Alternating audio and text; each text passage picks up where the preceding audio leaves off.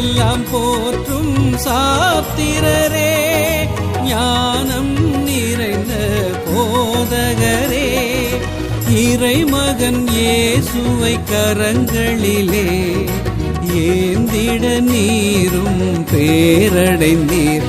உம்மை போற்றுகிறோம், உம்மை வாழ்த்துகிறோம், உம்மை வேண்டுகிறோம்.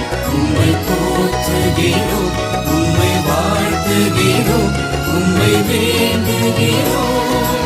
அருள்மழை பொழியும் அந்தோணியாரே, அண்டி வந்தோம், உம்மை நம்பி வந்தோம். அருள் புரிவாய்